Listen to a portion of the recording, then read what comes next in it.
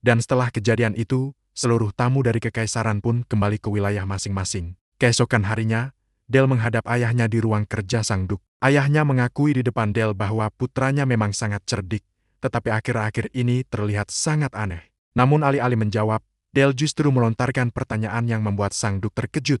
Ia bertanya apakah ayahnya mengetahui bahwa pahlawan dari dunia lain sebenarnya bukan gugur di medan perang bersama Fardel, sang Divine Sword. Karena itulah menurut Dale, pihak yang paling berhak atas pedang sang pahlawan adalah keluarga Saxon. Diceritakan bahwa di kehidupan sebelumnya, Dale pernah mendengar rencana kekaisaran untuk melawan keluarga Saxon. Dari sanalah akhirnya terungkap mengapa sang pahlawan dikhianati. Kekaisaran ternyata takut suatu hari nanti pahlawan justru akan berbalik melawan mereka. Kembali ke percakapan ayah dan anak itu, Dale menjelaskan bahwa meskipun pahlawan dunia lain berhasil mengalahkan Demon King, kekaisaran tidak pernah benar-benar membersihkan kegelapan di wilayah bekas kekuasaan Demon King. Sebaliknya, mereka justru memerintahkan keluarga Saxon untuk menjaga wilayah tersebut dan menyerahkan tanah itu secara sepihak kepada mereka. Menurut Dale, selama kegelapan di wilayah itu tidak dibersihkan sampai tuntas, penderitaan keluarga Saxon tidak akan pernah berakhir.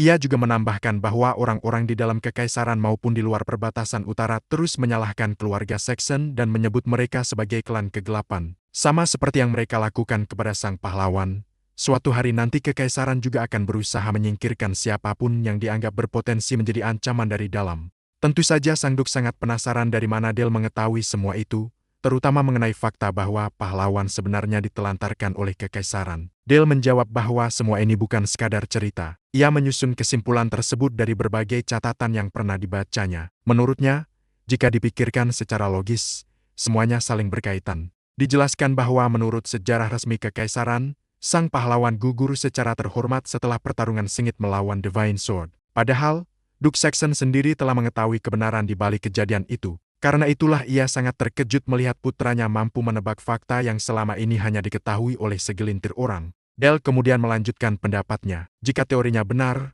maka kekaisaran tidak lebih dari penjajah yang merampas negeri-negeri lemah dengan paksa. Sang Duk pun terdiam cukup lama. Menurutnya, cara berpikir Dale sudah jauh melampaui usianya. Tak lama kemudian, ia bertanya apa yang sebaiknya dilakukan keluarga Saxon ke depannya. Dengan tegas, Dale menjawab bahwa keluarga mereka tidak akan pernah bisa hidup berdampingan dengan kekaisaran. Karena itu, suatu hari nanti, mereka harus menghancurkannya. Mendengar jawaban tersebut, ekspresi sang Duk berubah serius. Ia memastikan apakah Dale benar-benar sadar dengan ucapan dan pemikirannya. Dale menjelaskan bahwa mereka tidak perlu membangun pasukan untuk menyerang kekaisaran sekarang juga. Targetnya adalah 10 tahun lagi. Menurutnya, dalam kurun waktu itu, keluarga Saxon akan memiliki kekuatan yang cukup untuk melindungi diri dari kekaisaran. Ia bahkan melanjutkan bahwa mereka juga harus mulai membantu para pemberontak di berbagai wilayah. Mendengar seluruh penjelasan tersebut, Duk Saxon justru tertawa keras. Ia memuji bakat luar biasa putranya yang mampu melihat sesuatu yang bahkan luput dari pandangannya sendiri. Sejak saat itu, sang Duk memutuskan tidak lagi memperlakukan Dale sebagai anak berusia 10 tahun ataupun sekadar putra sulung keluarga Saxon. Mulai hari itu, Dale akan diperlakukan sebagai penerus keluarga yang kelak memimpin House Saxon. Pendapatnya akan didengar dan dihargai layaknya seorang calon pemimpin. Sang Duk kemudian bertanya keputusan pertama apa yang ingin diambil Dale. Tanpa ragu, Dale menjawab, ia ingin mengikuti Tower Trial di Necropolis. Dijelaskan bahwa Tower Trial merupakan semacam ujian untuk menentukan peringkat para mage. Di tempat inilah para peserta harus menghadapi para penjaga Magic Tower. Semakin tinggi peringkat penjaga yang berhasil dikalahkan, semakin tinggi pula martabat sang mage. Mereka yang mencapai tingkat tertinggi akan memperoleh gelar Tower Elder, sedangkan pemenangnya berhak menyandang gelar Magic Tower Master. Mendengar keputusan itu, sang Duk kembali mempertanyakannya. Menurutnya, Tower Trial adalah tempat yang sangat berbahaya dan bahkan bisa merenggut nyawa. Terlebih lagi, Dale saat ini bahkan belum mencapai circle ketiga. Namun dengan penuh percaya diri, Dale mengatakan bahwa ia akan mendapatkannya dalam waktu dekat. Menurut ayahnya, circle ketiga biasanya baru dapat dicapai oleh seorang mage saat berusia sekitar 20 tahun. Karena itu, baginya pencapaian tersebut jelas bukan sesuatu yang mudah. Mengingat keputusan ini sangat besar, sang Duk kembali bertanya apa alasan Dale memilih mengikuti Tower Trial. Menurut Dale, jika ia mampu membuktikan kemampuannya di sana, statusnya sebagai penerus Duk Saxon akan diakui semua orang. Kepercayaan yang ia peroleh bukan lagi berasal dari rumor atau cerita yang beredar dari mulut ke mulut, melainkan dari kemampuannya sendiri. Mendengar penjelasan itu, akhirnya Duk Saxon memberikan restunya. Beberapa hari kemudian, Del bersama ayahnya pun berangkat menuju Necropolis, kota kematian yang menjadi lokasi Tower Trial. Sesampainya di sana, mereka disambut oleh beberapa orang, termasuk suara desas-desus yang mempertanyakan rumor tentang kejeniusan Del. Tentu saja, banyak di antara mereka yang meremehkan dan tidak mempercayai kabar tersebut. Saat itu terlihat seorang pria berambut pirang yang memperkenalkan dirinya sebagai Felix, lulusan terbaik akademi yang mengaku akan menjadi pemenang Tower Trial kali ini. Sementara itu, salah seorang peserta berambut perak juga memandang rendah Del. Menurutnya, bocah bangsawan itu terlihat sangat lemah sehingga hanya dengan sedikit sentuhan saja ia akan langsung terjatuh.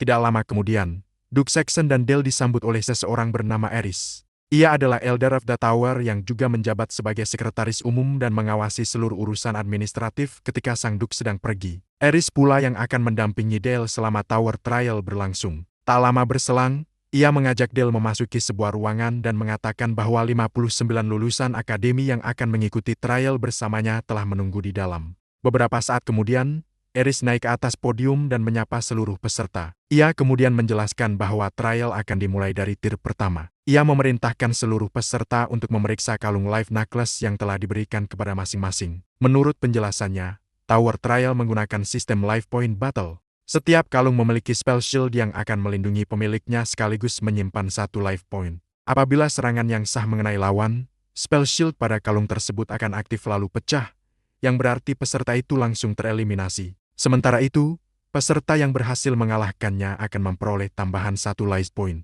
Peserta yang berhasil mencapai skor 3 poin berhak melanjutkan ke tahap berikutnya. Eris juga menegaskan bahwa siapapun yang menggunakan artefak akan langsung didiskualifikasi karena dianggap berbuat curang. Di tengah penjelasan itu, sekelompok peserta yang sejak awal meremehkan Del kembali menunjuk ke arahnya. Mereka mempertanyakan bagaimana mungkin anak seusianya sudah mencapai Make Circle ketiga. Bahkan mereka terang-terangan mengatakan akan menyingkirkan Del lebih dulu. Sesaat setelah trial resmi dimulai, mereka langsung mengepung Del dan mengaktifkan sihir untuk menyerangnya. Salah seorang di antara mereka memanggil pasukan Undead yang segera bergerak menyerbu Del.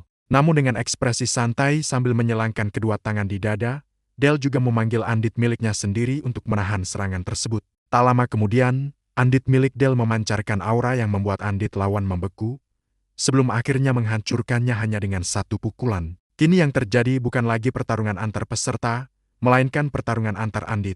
Dari arah belakang, seorang prajurit Undead musuh mencoba menyergap Del. Namun Undead miliknya segera melindunginya dengan melapisi bagian belakang tubuhnya menggunakan es sehingga tebasan lawan sama sekali tidak mempan. Setelah itu, Undead musuh pun langsung dihancurkan. Melihat Del menggunakan elemen es, para peserta yang menyerangnya segera melayangkan protes dan menuduhnya berbuat curang. Menurut mereka, dalam Tower Trial hanya nekromansi atau sihir pengendali Undead yang diperbolehkan, sedangkan penggunaan sihir lain tidak diizinkan. Namun Del menjawab dengan santai bahwa tidak ada satupun aturan yang menyebut Undead hanya boleh diperkuat menggunakan dark magic. Lagi pula, pengawas trial juga tidak menghentikan tindakannya. Artinya, apa yang ia lakukan sama sekali tidak melanggar peraturan. Mendengar jawaban itu, Felix segera memerintahkan dua rekannya untuk menahan Undead milik Del, sementara mereka sendiri mengincar Del secara langsung. Mereka berniat mengalahkannya dengan keunggulan jumlah.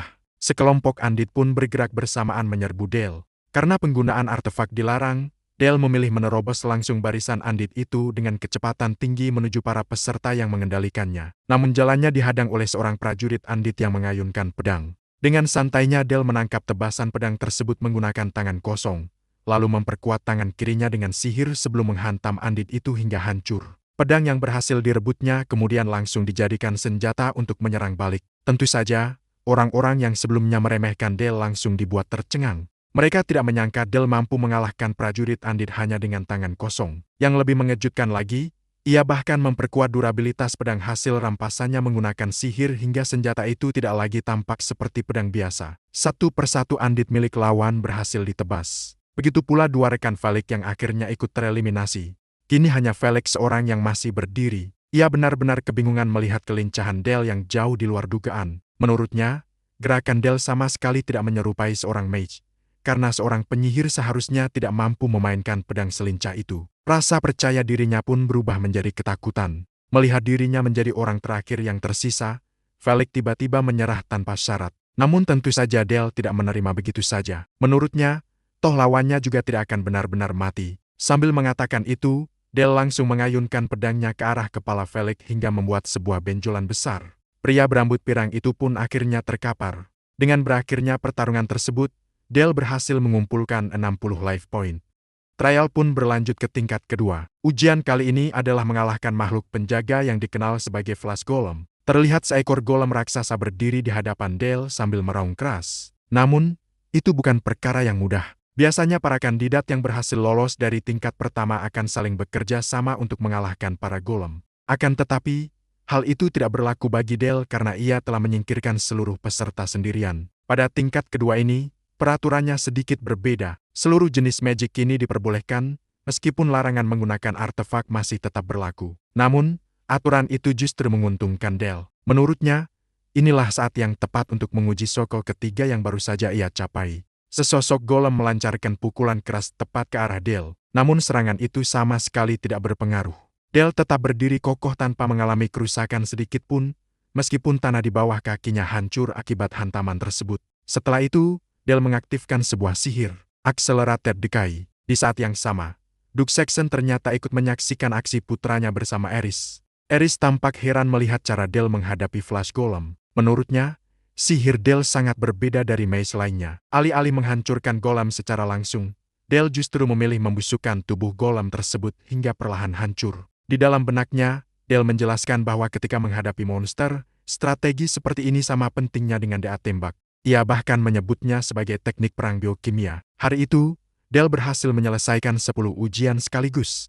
Pencapaian tersebut langsung memecahkan rekor baru dalam sejarah Tower Trial. Setelahnya, ia diberikan waktu 4 hari untuk beristirahat sebelum memasuki ujian tingkat 11. Sementara itu, seluruh peserta yang tersingkir pada tingkat pertama, termasuk 59 kandidat yang dikalahkan Dale, kembali dipanggil. Hanya Dale seorang yang tidak ikut dipanggil. Malam harinya, setelah menyelesaikan seluruh ujiannya, Dale terlihat menikmati udara malam di sebuah taman. Tak lama kemudian, terdengar seseorang memanggil namanya. Ternyata yang datang adalah gurunya, Nona Sophia. Sang guru memuji penampilan Dale selama mengikuti Tower Trial dan mengungkapkan rasa bangganya kepada murid itu. Dale pun memberikan 2 jawaban. Pertama, ia mengatakan bahwa semua pencapaiannya merupakan hasil didikan gurunya. Dan yang kedua, ia mengajak Nona Sophia berkencan. Tentu saja ajakan itu membuat Nona Sophia terkejut.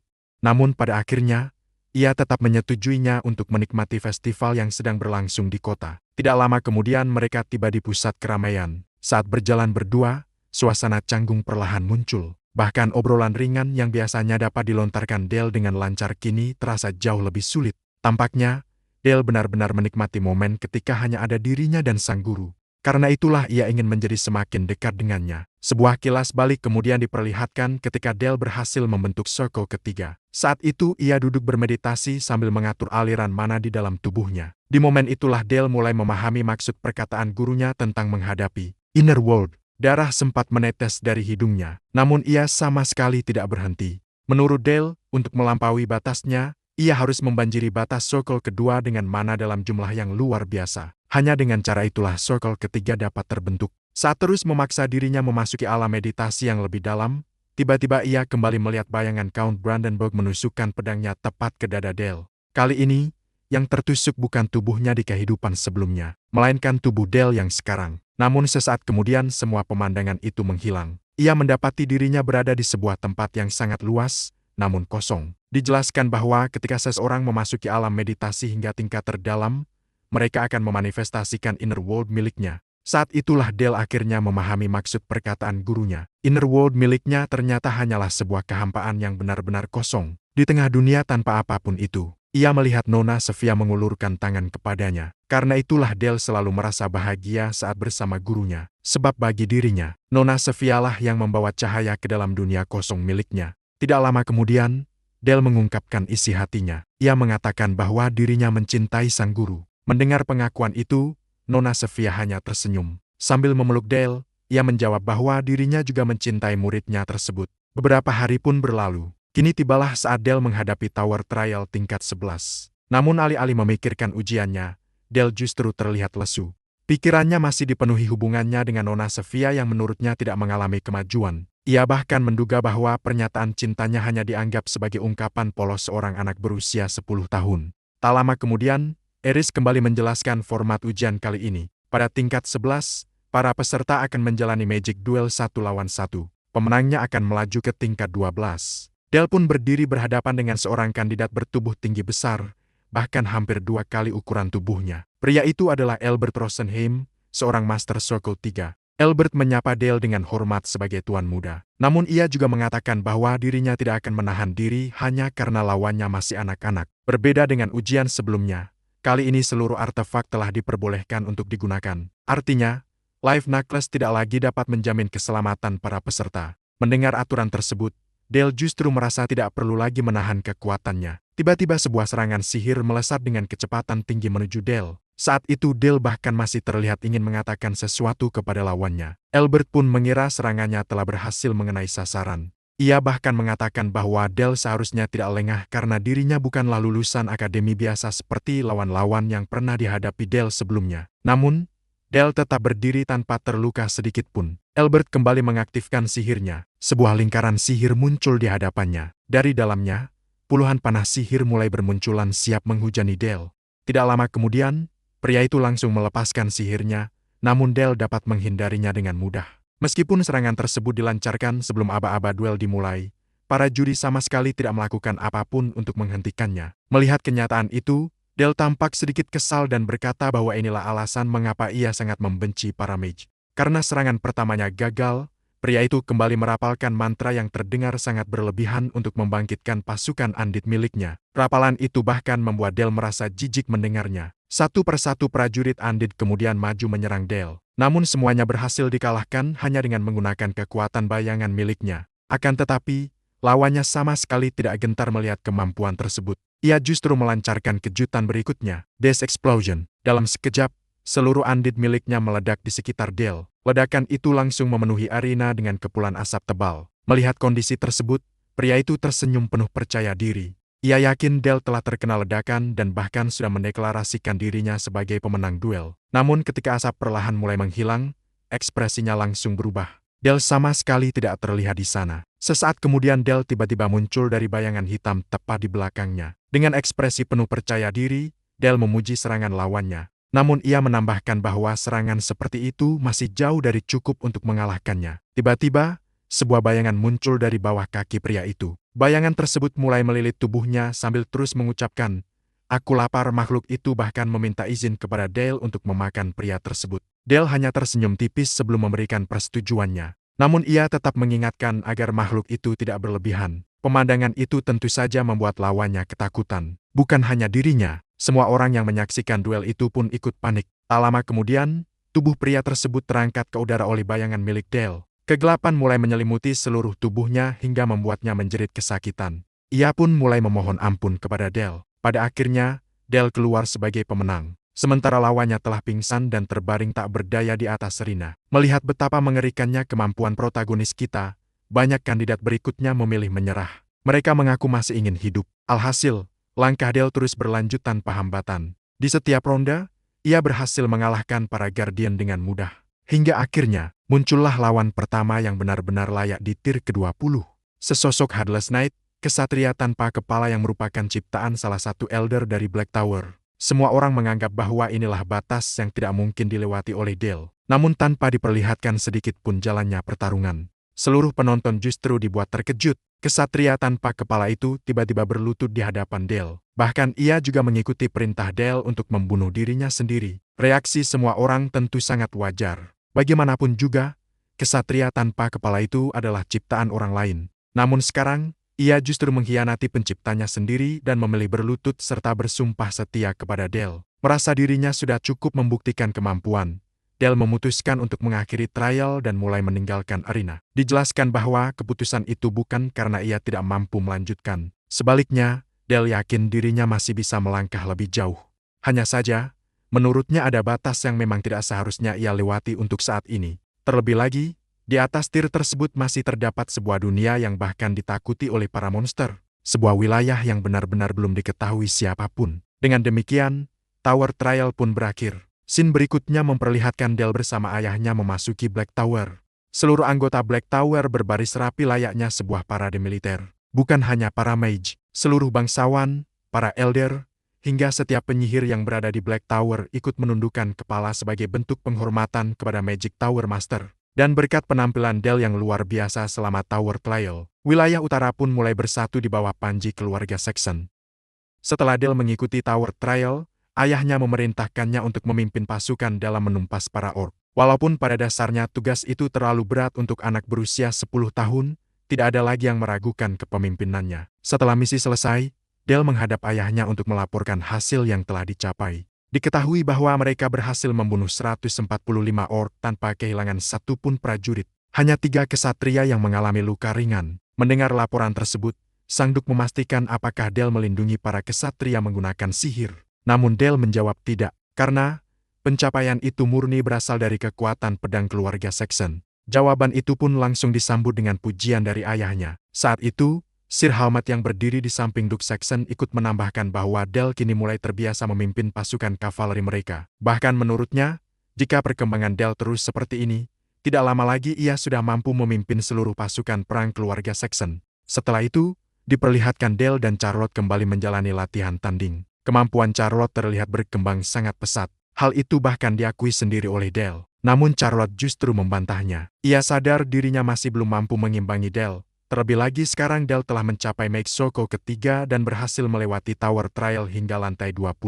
Dell tidak larut dengan pujian tersebut. Sebaliknya, ia kembali menyemangati Charlotte. Menurutnya, Charlotte akan menjadi jauh lebih kuat lagi. Mengingat usianya yang masih 10 tahun, kemampuan gadis itu sebenarnya sudah sangat luar biasa. Mendengar pujian tersebut, Charlotte pun mendadak tersipu malu. Keesokan harinya, Sir Halmat memberikan pelajaran strategi perang kepada Dell. Ia menjelaskan taktik hammer dan anvil menggunakan sebuah peta dan pion-pion yang menyerupai permainan catur. Strategi itu dilakukan dengan mengirim pasukan kavaleri menerobos sisi sayap musuh sebelum menyergap mereka dari belakang. Di saat yang sama, pasukan infanteri akan menahan gerakan kavaleri lawan dari depan. Sir Halmat menjelaskan bahwa strategi tersebut dinamakan hama dan anvil karena prinsipnya sama seperti menempa besi menggunakan palu dan landasan. Sebuah taktik yang sangat mengandalkan kekuatan pasukan kavaleri. Di sela-sela pelajaran itu, Dell bertanya mengenai perkembangan Charlotte. Sir Halmat menjawab bahwa meskipun kemampuannya masih belum bisa menyamai Dell, perkembangan Charlotte sangatlah pesat. Ia bahkan telah berhasil membangun fondasi ilmu pedangnya dengan baik. Tidak lama lagi, Charlotte juga akan mulai mewarisi teknik kultivasi aura dan ilmu berpedang keluarga Saxon. Namun, ada satu hal yang cukup mengkhawatirkan bagi Dell, yaitu mengenai kecocokan Charlotte dengan teknik pedang keluarga mereka. Dijelaskan bahwa jika seorang mage mengubah mana menjadi magic melalui mana circle, maka seorang knight mengubah mana menjadi aura melalui teknik kultivasi. Para mage membangun kekuatan mereka melalui magic tower dan penguasaan struktur sihir. Sementara itu, para knight membentuk order dengan mewariskan ilmu pedang dari generasi ke generasi. Di antara berbagai order tersebut, nantinya akan terjadi perebutan wilayah dan pertarungan teritorial. Mendengar penjelasan itu, Dell mengatakan bahwa dirinya akan selalu siap menghadapi tantangan apapun. Sir Halmat kemudian melanjutkan bahwa gaya bertarung Charlotte sangat mengandalkan kecepatan dan kelincahan. Ditambah lagi, pedang miliknya merupakan pedang yang ringan dan cepat. Melihat bakat seperti itu, menurut Sir Halmat, Charlotte hampir pasti akan menjadi salah satu Seven Sword Master di masa depan. Namun, ia tidak akan pernah menjadi First Sword, gelar tertinggi yang dahulu pernah diraih oleh ayah kandung Charlotte. Hal itulah yang menjadi penyesalan terbesar Sir Halmat. Menurutnya Dell, seandainya teknik Sword of Blossom masih ada, mungkin hasilnya akan berbeda. Sayangnya, teknik tersebut telah menghilang sejak runtuhnya negeri Knight. Setelah itu, Dell kembali menjalani hari-hari yang berat. Ia terus berlatih tanpa henti sambil memperdalam berbagai ilmu. Di sisi lain, reputasinya juga semakin terkenal. Sin kemudian berpindah ke ruang pertemuan keluarga Saxon. Terlihat Sang Duk duduk di singgasananya dengan Dell berada di sampingnya. Saat itu, seorang pria melaporkan bahwa Baron Parker berniat memulai perang teritorial. Alasannya karena ia mengklaim tambang tembaga yang berada di wilayah lawannya. Mendengar laporan tersebut, Dell merasa ada sesuatu yang janggal. Menurutnya, sangat aneh jika seorang bangsawan rendahan seperti Baron Parker berani memulai perang melawan keluarga bangsawan yang jauh lebih tinggi kedudukannya. Pria itu kemudian menjelaskan bahwa apabila tuntutan Baron Parker ditolak, maka Count Brandenburg akan ikut turun tangan untuk mendukungnya. Sambil berkata demikian, ia menyerahkan sepucuk surat kepada Duke Saxon. Di dalam surat itu dijelaskan bahwa mereka bersedia mengirim Knight Saint Magellan, asalkan pihak yang menerima surat tersebut bersedia membagi keuntungan dari tambang itu. Begitu nama Count Brandenburg disebut, tatapan Dell langsung berubah. Darahnya seakan mendidih. Di dalam hatinya, ia bertekad. Kali ini, ia akan menjawab tantangan Brandenburg dengan sepenuh hati.